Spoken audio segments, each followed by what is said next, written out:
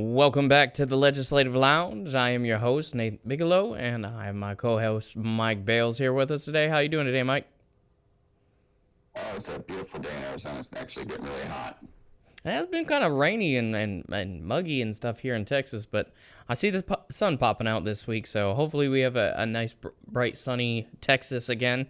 Uh, yeah, so, I mean, a lot of stuff has been going on, like usual. I mean, there's not going to be a dull week with the Trump administration because it seems like no matter which way they go, somebody's going to be attacking the Trump administration, trying to stop him and impede everything that he's doing, for the betterment of America, though, is what they claim it to be. But in all reality, I mean, are you really helping America if all you're doing is blockading and stalemating and wasting time and resources of the American people, honestly? 100%. It seems to me like we just have 670 odd judges that were appointed by either Biden or Obama in some way, shape, or form, and there's not going to be any just ruling in D.C. We figured that out. All right, and I mean, I know that it's just continuously going on over and over again with these judges and their district judges. So I'm not understanding where they get off on believing that they have any kind of jurisdiction to say that whether or not the president's within his rights constitutionally to do what is appointed to him through Article 2 of the Constitution, but yet we see it repeatedly, these lower courts continuously falling on their face over and over again, because when they get to the circuit courts or the higher courts, they're saying, he's fully within his rights, guys. Like, I don't know what you're doing. But in all reality, this week, again, when it comes to Doge and the USAID, this is another blockade from radical left judges that are falling flat on their face, because this week, I believe it was the Ninth Circuit, said that Doge can continue to operate within the USAID and continue to shut it down.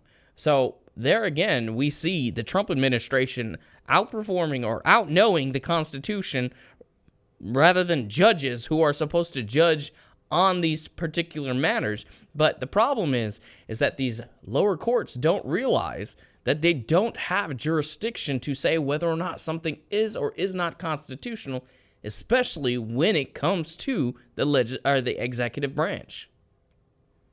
100%. I don't think it's that they don't know. I think they're taking advantage of the fact that the people don't know. Exactly. And these are Article 3 judges, but they're specific Article 3. They're only supposed to be dealing with civil and criminal law, not constitutional law. Constitutional law and deciding on whether or not the president is operating within his authority is the Supreme Court's job. All right, absolutely. And I mean, when it comes to the whole situation of, who is and can check the president on what he's doing, is the Supreme Court and obviously Congress, but we're talking about judicial versus executive at this point. And the only one that can honestly even judge whether or not something's constitutional or not in reference to what the president's doing is the Supreme Court. And that's fully outlined in not only our Constitution, but basically every piece of legislation that has to do with the correlations of checks and balances for the executive versus the judicial branch. And it seems as though people just don't realize that. Well, I mean, you and I have seen it time and time again on other forms of social media. People just don't want to read. They possess the ability to read, but they're just too lazy to do, their due diligence. Absolutely. I mean, when it comes to a lot of different places, a lot of different people in Congress, it seems as though, they don't want to read it as well. Because there's this narrative that they want to just continuously push all the time that, Trump's this fascist, he's this authoritarian government type. I mean, it's gotten to the point where you have, congressional members out here just saying some of the most nonsensical things. I mean, you've got Jasmine Crockett down here in the Dallas area just going off on a tangent about the most ridiculous things over the last couple weeks. And it's almost as if the Democratic Party is intentionally propping up these extremists like her, Bernie Sanders, AOC, and a lot of them. And honestly, it's like, did you guys not learn anything from the November 5th blowout of the election? I mean, these are the type of representatives on why you lost, because your extreme agenda of the far left is why people gravitated more towards the center that were even on the left. And you have, Bernie Sanders, and you have even, Governor Walz, right? He's on this tour across America saying the reason they lost is because they weren't progressive enough. And it's like every poll out there that you see, it's like that goes exactly against everything that we're seeing and why people voted for Trump. Yeah, it's quite weird. It's pretty evident that the Democrats have no leadership. They have no one to stand behind. That's why it's going 4 different ways. You have Jasmine Crockett trying to steamroll her way into some type of spotlight while simultaneously calling your governor Hot Wheels, which is totally disrespectful and unbecoming of a congressional member. And on top of that, I'm pretty sure she's going to be coming up on possible assault charges. Right. I know that this week that there was a reporter, an independent reporter, that was trying to ask her questions, just like they normally do, going through the halls of, the Capitol building. Wasn't in her face, wasn't like in her way, off to the side. Yeah, I mean, we've seen the interviews for all the time through the hallways of the congressional halls, and yet she, first of all, ignored the guy completely, which is her right. That's not the problem. It's the problem that she physically touched and removed the camera out of her face, which honestly was in her face, like they claim, and that people were saying that the guy was violating her space. I mean, per law, there's no such thing as violating space when you're within a specific distance like he was.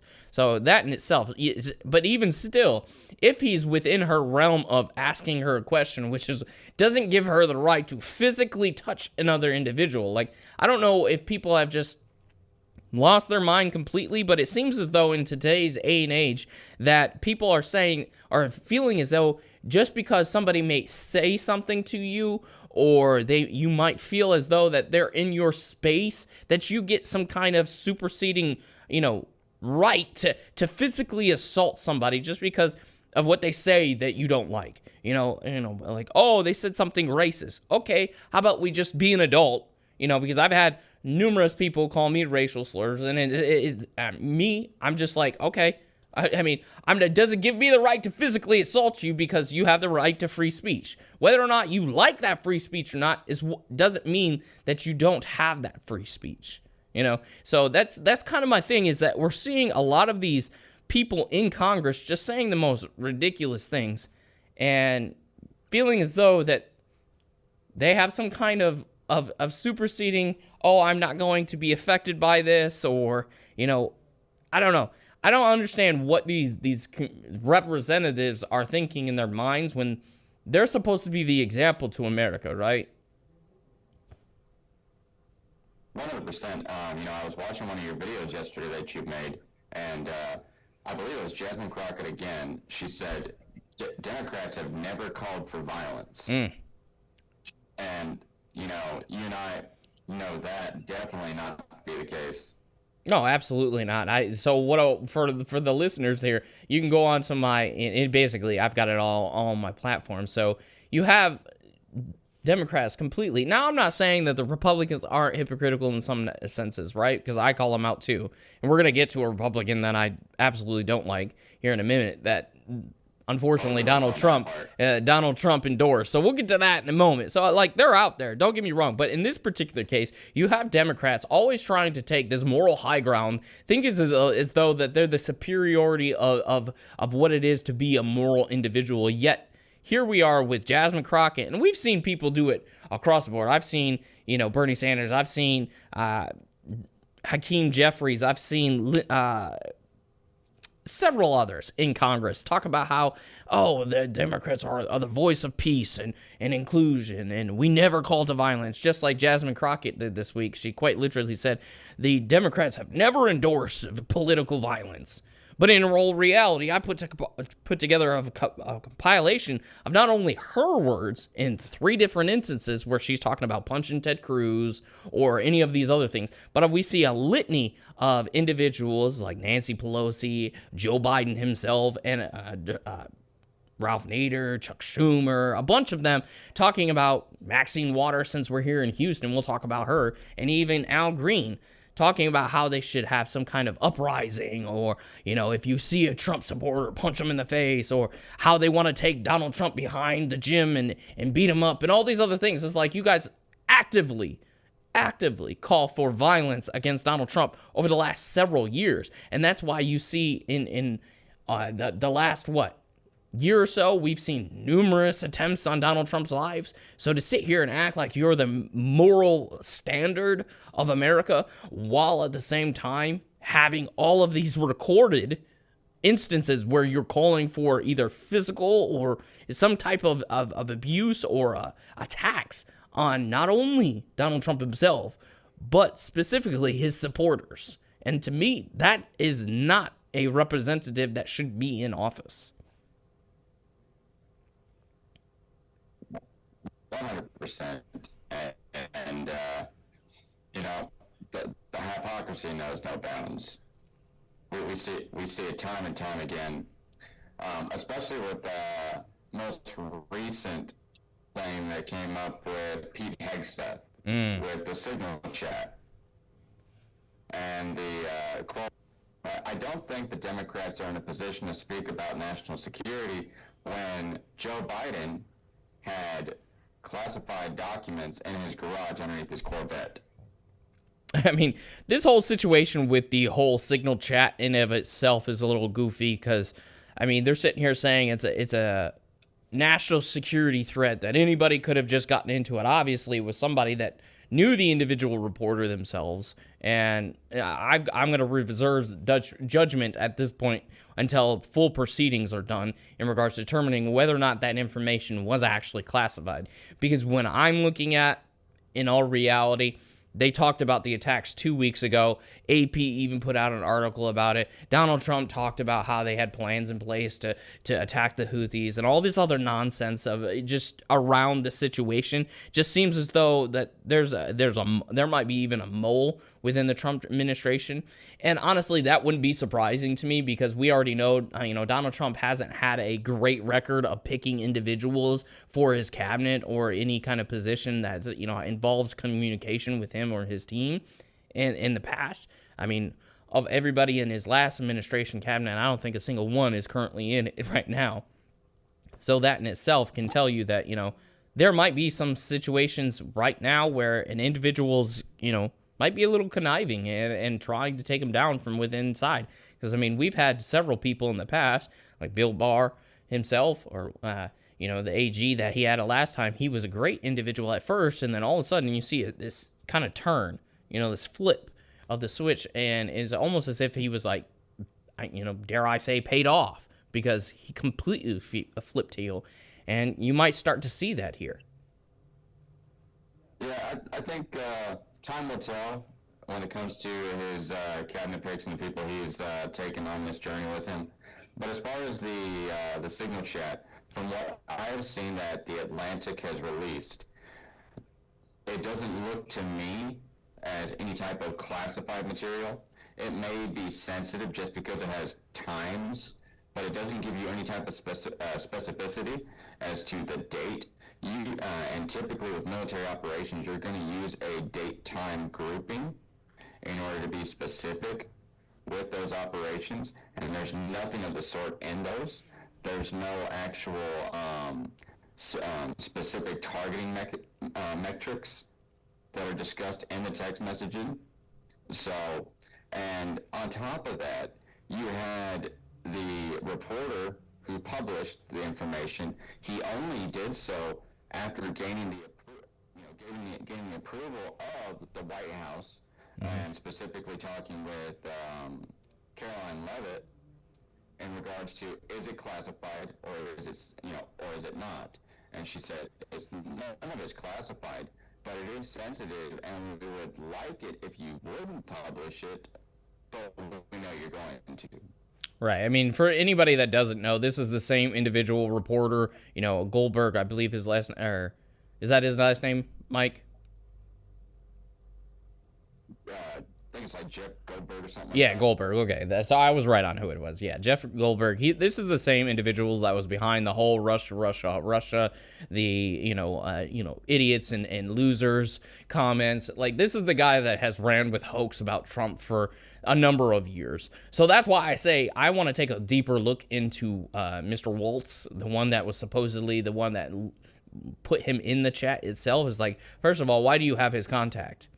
I mean, in all reality, you got to really look at that and see why are you even communicating with this individual? If you're a strong supporter of Donald Trump and what his agenda and everything, like, why do you have his contact in your phone in the first place? Because if anybody doesn't know, Signal is an app where you can communicate with people, but you have to have their actual phone number. I've used it several times myself. So you literally put their personal phone number or whatever phone number in their phone. So my question is like, Walls, why do you have his phone number in the first place? 100%. And for people that don't know, according to the CISA.gov, which is the cybersecurity network of the United States government, they actually recommend end-to-end encrypted apps for messaging, and Signal is one of those recommended apps. Right. So what it does is it uses a new token each time that a signal is or a chat is or text is sent. So it's literally impossible for them to intercept it or get into it through hacking because of the end-to-end encryption and the use of new tokens every single time. Anybody that knows anything about end-to-end encryptions and things like that knows exactly what I'm talking about. But basically, each time, for those that don't know, the token is something, it's a virtual assistance of coding a text message in a particular manner each time it's sent. So each time a new one is assigned to each one of the text messages. So they have to know each one of them to even get the full script of the conversation to be able to hack into it. It's basically impossible for anybody to do it. But my biggest thing with this whole situation, they keep saying that, the Signal is, the Pentagon came out a few years ago, whatnot, saying that they should never use it and whatnot, but yet they forget about how the Biden administration approved of it, I believe just last year or 2023, in the usage. So, why are they making a big deal out of something that their own buddy, their greatest president in American history, the most famous president in all of history, when it comes to the numbers of votes, it's like, he's the one that did it. He's the one that approved it. So why are we sitting here making a big to-do out of something in the first place when, for not only that, but we've been talking about the attacks for the last 2 weeks. It was literally reported in the AP News. 100%. 100%. Yeah, and as far as this whole situation goes, only time will tell as more information comes out about it. I do know that a judge had issued a ruling that they would have to keep the messages. They couldn't allow the messages to self-delete like the chat was indicating. Right. So that's going to be interesting to play out. And what's interesting is that it's that same D.C. judge, that same federal district court judge that has gotten on the case of other Trump-related issues. Right. And I mean, it just seems like there's a normal pattern. But one big thing that a lot of people aren't looking at is if this was such a big thing that the information was so sensitive that it should never be released, why do we have a reporter releasing the information now? I'm like, oh, well, because it's already done. But it's classified information. That's what you've been whining about this whole time. If it's classified information, regardless of whether or not the attack is already completed, it's classified information. Why is he not being brought up on charges for releasing that information? That's the real question at this point. Because, I mean, we're making a big to-do about the information. It's like, oh, it's a national security threat. And you know what's even funnier about this, Mike? I made a video about this as well, is that you have congressional members out here chastising and calling for the head of Pete Hegseth to resign or be fired and all this thing. But it's funny who's doing it, right? You have somebody like Eric Swalwell, a representative, I believe, out of the state of Illinois, right? This is an individual that's saying that he's a threat to national security and that he's a disgrace and that he's putting our country in jeopardy, our men and women in jeopardy. But remind everybody, Eric Swalwell is a proven individual, is proven to have slept with a Chinese spy of a foreign adversary. But yet he is the one that's being the voice of, oh, this is a threat to national security, when he's literally sleeping with the enemy. I mean, Mr. Swalwell, do you not remember, stepping out on your wife and sleeping with Fang Fang? Like, did that just slip your mind when you're literally sleeping with the enemy as a U.S. representative? There's not a conflict of interest or a threat to national security there. Like, who makes you the voice of what a national security threat is when you're literally sleeping with the enemy? It's one of those things, do as I say, not as I do. Absolutely, and that's what I just can't understand it. And even furthermore, when we talk about representatives in Congress that are being just completely hypocritical, you also have another senator out here. His name slips my mind, but I made a video on it as well, where he put out a tweet because they're talking about, the whole, getting rid of some people's visas due to their actions and whatnot, and that whole situation. And he's calling them a censorship regime. And I'm sitting here looking at him like, hold up a second. Did we just forget about the last 4 years and what's been going on with the Democrat Party and more specifically the Biden administration? Like, it's not like we don't have Google and Facebook on record literally admitting that you paid them to make to censor information about COVID, about the Biden administration, about the laptop, all this other stuff. And it's not like we don't have Mark Zuckerberg on a national podcast with Joe Rogan literally admitting that he had direct communication with the Biden administration saying, yes, we were paid to censor information. Like, huh? How are we going to sit here and call Donald Trump a censorship regime that is forming, is the words that he used, when we literally had one in full force for the last 4 years? And you were a part of it, sir, because you're a Democrat. You supported that party. You were probably in on it. Yeah, I ask my senators all the time, what have you done for America today, aside from drive all over the state of Arizona, wasting taxpayer dollars, and just having pre-campaigns, if you will, because that's what they are. They're on a campaign trail that's not,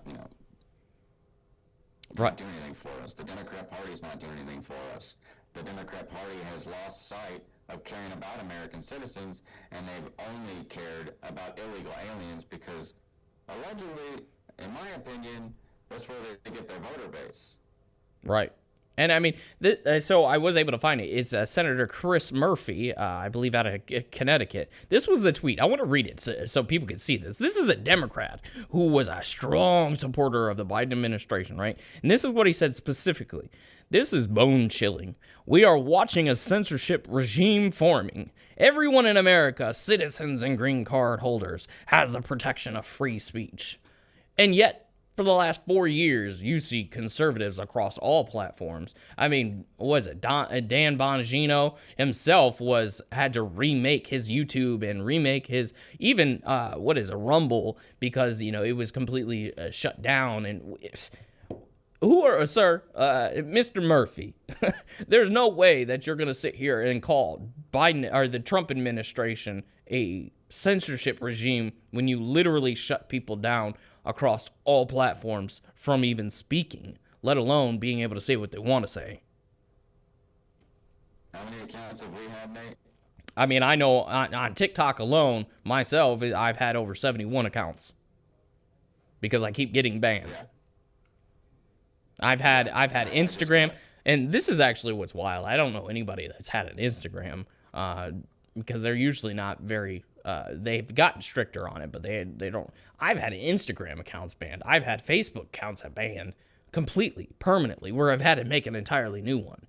And that's because of the information that I'm sharing, and it's real information, because anybody that knows me knows I use governmental sites. I use governmental documents. I don't use news articles. 100%. And, we talked about that a little bit, on a live one time, where we only use news sources if we have the government sources to back them up and corroborate them. Right. And I think that's something that a lot of people miss. And, having 87 accounts myself, you and I are no stranger to censorship. And for them to try and make the claim that this is a censorship regime, we are still being censored. We are still being taken down. You and I are already on an account warning, if I'm not mistaken. And it's ridiculous. It's especially on an app that proclaims free speech, right? Cry wolf. Right. Because, I mean, that's been the whole thing with TikTok's fight with Congress since trying to ban TikTok back in January, February, whatever that was. And is like, oh, the Congress has taken America's free speech. There's like, have you guys been on this app? We have no free speech on these apps. I mean, how many times have you been censored, not only on TikTok, but also Instagram and Facebook? I mean, they put up warnings, they take things down. It's like, we don't have free speech on these apps. So this whole nonsense of, oh, the Congress is taking away our free speech, it's just nonsense. And I mean, you got the deadline coming up on April 5th, I believe, from that extension of Donald Trump for TikTok itself, is like, honestly, I don't care either way. Like, I know I use TikTok a lot, and I will continue to use it until it's not available.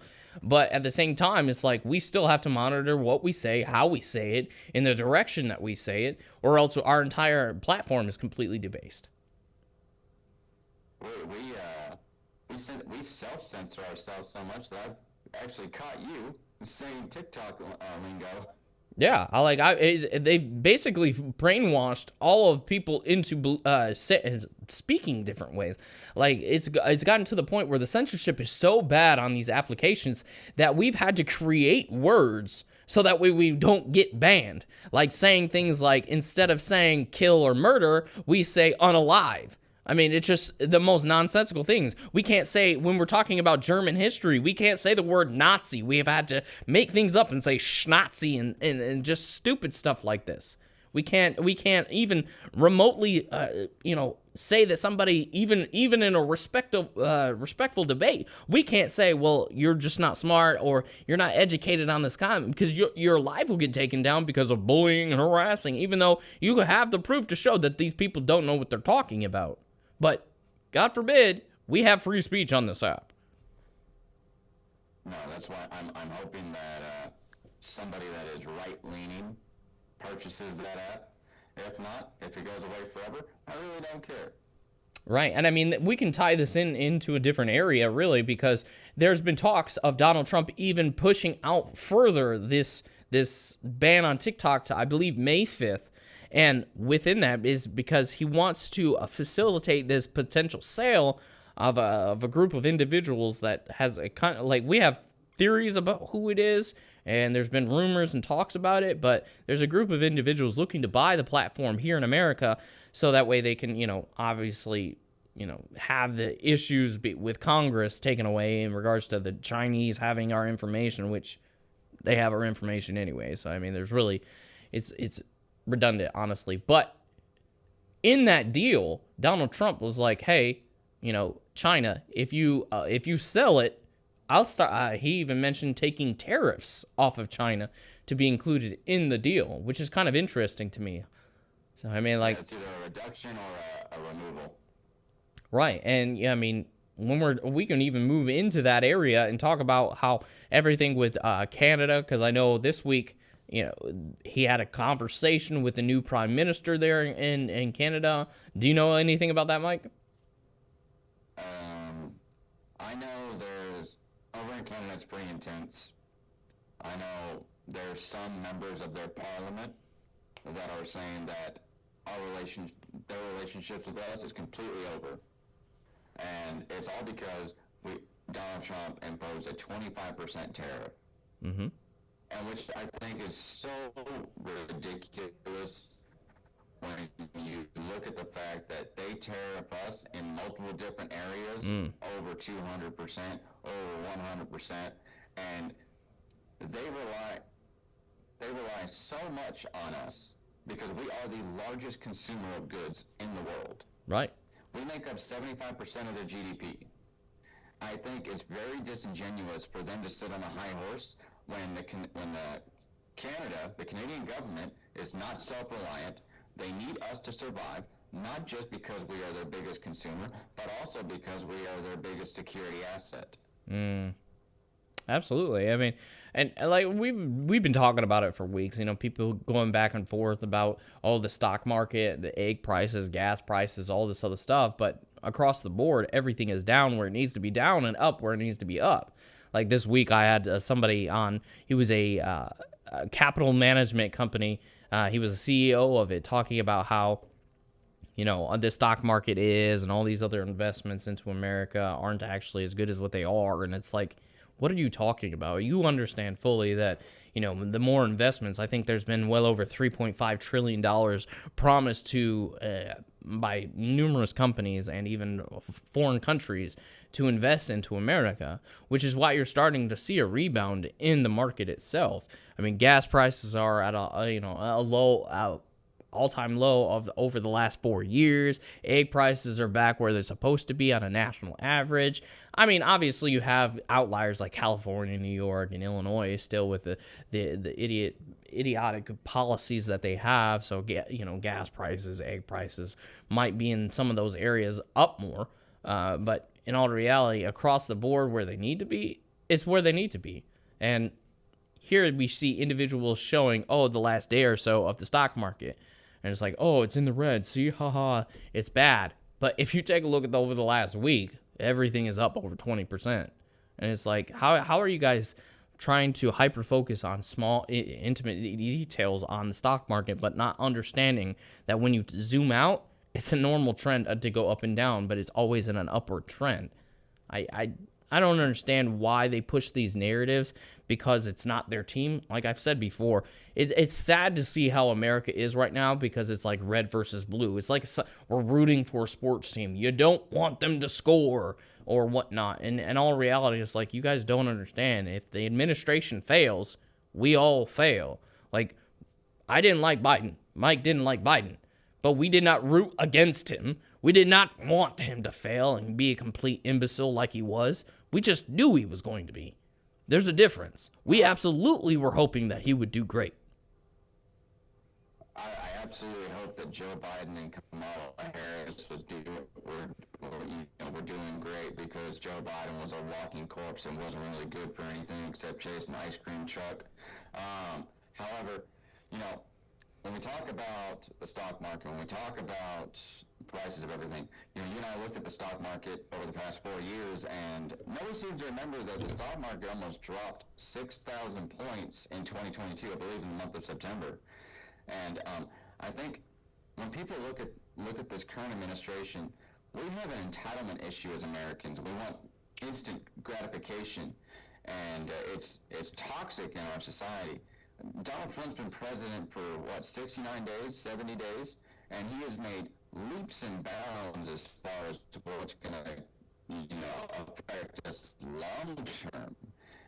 These investments, these trillions of dollars of investments is going to secure a beautiful economic foothold long term. Mm-hmm. Now, there might be a period of adjustment short term. That's something I can live with if it's going to make my life easier long term. Right. And like we talked about earlier, what we need to start doing is pushing for our representatives, both local and state and federal, to start solidifying these economic policies and these executive orders into law. That way, the next administration, should they be Democrat, can't just go in and axe all of it. Right. Absolutely. Absolutely. And I mean,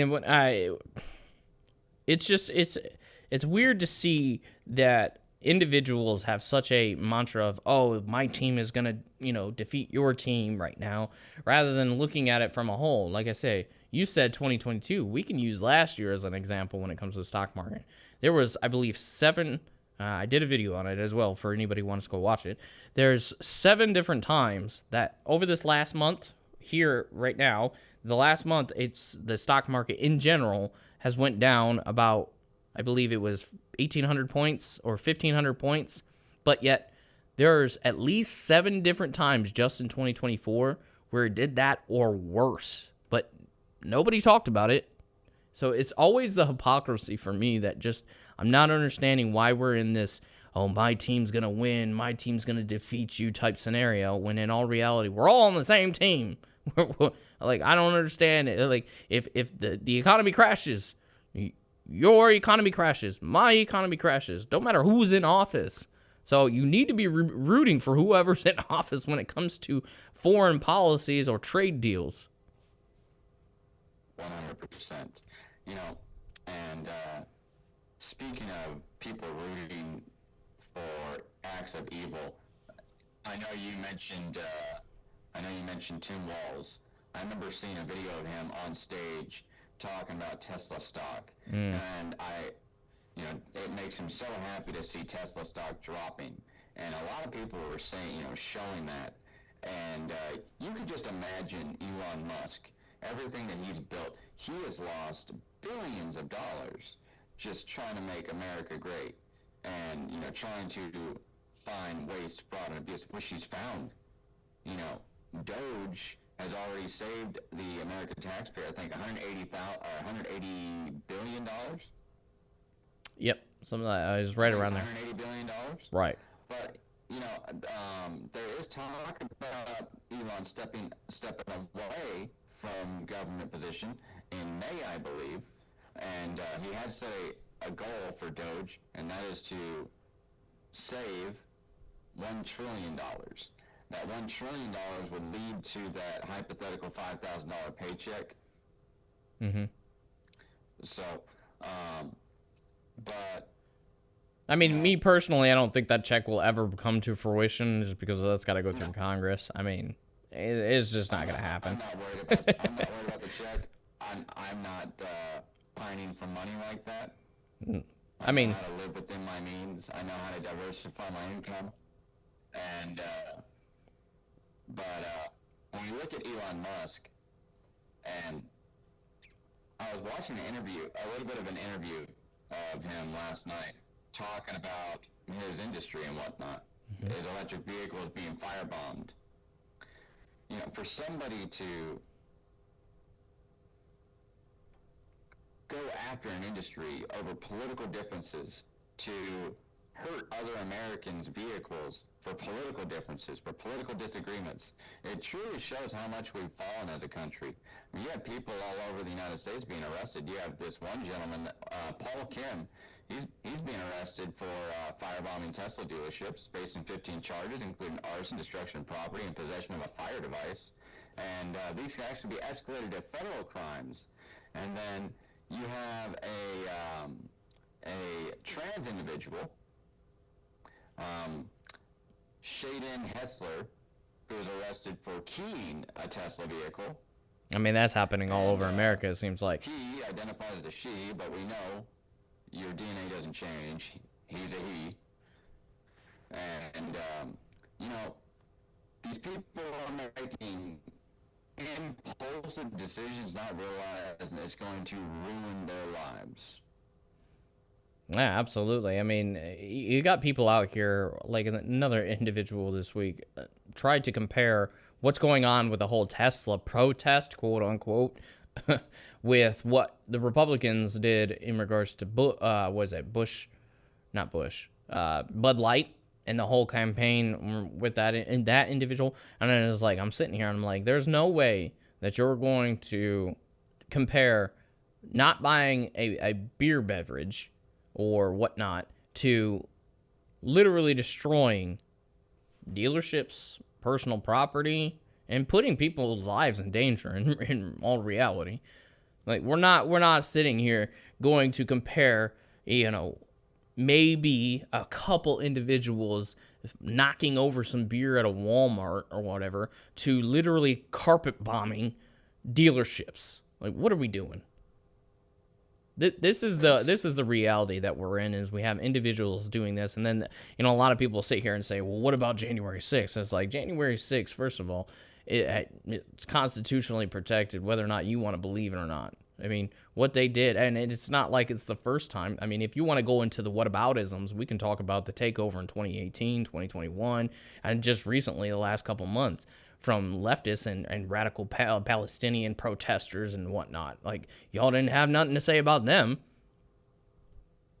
Yeah, it's like I said, we can point to Democrat hypocrisy all day long. January 6th has a lot more questions. Were there stupid people on January 6th? Absolutely. Yeah. Absolutely, there's stupid people. But I mean, majority of them were there for the right reasons. Right. But there was also antagonizers there. Right. Absolutely. I mean, the Ray Epps individual, and the fact that he's not behind bars is absolutely insane, because we know who he is and we saw what he did.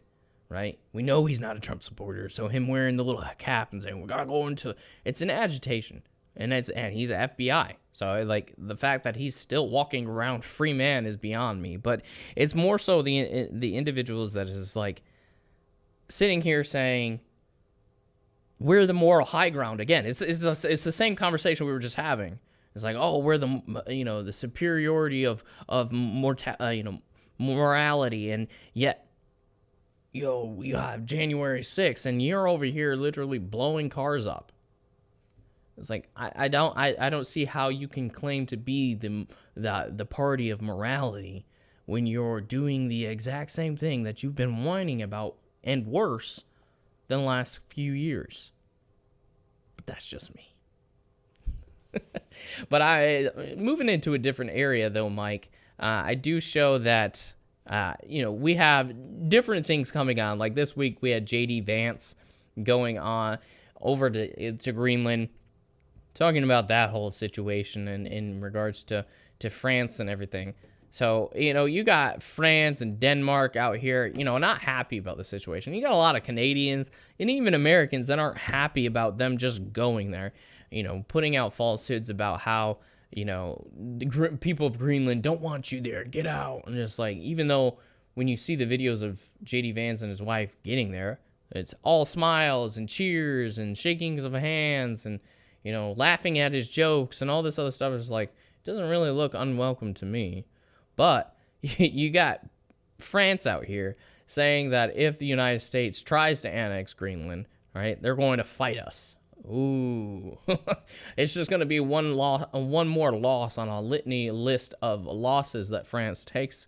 And I don't know why they're trying to puff their chest up out to us. Because first of all, France, I mean, looking at your history, aren't you tired of losing wars? Aren't you tired of losing skirmishes? That's just me. And I think we're having some technical difficulties on our hearing here, but that's okay. I mean, we're taking a look at a lot of different areas, here this week. We've got ICE and the whole situation with the immigration and the situations that we're dealing with this. People are sitting here talking about the individual that was arrested for his protests on college campuses, which led to destruction of property. But a lot of people don't realize is that, they're fighting here saying that, oh, it's free speech, it's this, it's that. And in all reality, it's not, because the determination of whether or not something can be said by individuals that are honestly privileged to be here is up to the Homeland Security. And honestly, that's already been determined by the Supreme Court. The status of visa holders and green card holders when it comes to Bufara, I believe is how it's pronounced, Bufara versus Mayorkas, which was a court case back in December that stated that the full, understanding or jurisdiction of those in regards to the immigration status for green card holders or even visa holders is within in the realm of DHS. They have full authority over it. So people can sit here and be mad about the whole situation with that all they want, but in all reality, this most superior court in the nation has already determined that, hey, y'all don't have a say. And this is up to the executive branch. I mean, immigration has been and will be something that is always in the realm of the executive branch. They're the enforcers of our law. So, taking a look at everything here, we've got a lot coming up over the next few weeks. We've got, the whole TikTok issue, which can lead into trade deals and whatnot and tariff situations. So that's something, honestly, to monitor. We also have, the whole agreement with Canada and Mexico with the USMCA coming up for expiration, I believe, on April 4th or 5th. And then you have the new Prime Minister of Canada talking about how the relationship with the United States and our friendship is over. So it'll be an interesting next few weeks, however. So definitely going to keep in touch with a lot of that stuff for you guys. A lot of these court cases that we're seeing, that the blockades, we're going to see a lot of them overturning. So stay tuned with us over the next few weeks. Tune in with us next week on Saturday at noon, and then obviously Mondays at 7 p.m. Central Time. We're going to be on Facebook, Instagram, all these different platforms. So definitely tune in with us. And honestly, we can't wait to really give this information out, because the next few months are going to be exciting for us financially, honestly, in our opinions. Mike and I have said it since, towards the end of summer, you're going to see some real turns as these trade deals and these investments from these foreign companies are starting to pour into America. You're going to see job growth. You're going to see GDP growth. You're going to see prices go down. So it's an exciting year to be. Over the next 4 years, it's going to be great. We're in those golden ages, like Donald Trump said, and they're all on their way, honestly. But we thank you guys for tuning in with us this week. Tune in with us next week, Saturday at noon, and you can follow us on all platforms again. And honestly, we thank Radiodabang, so follow them as well, and we'll see you guys next week.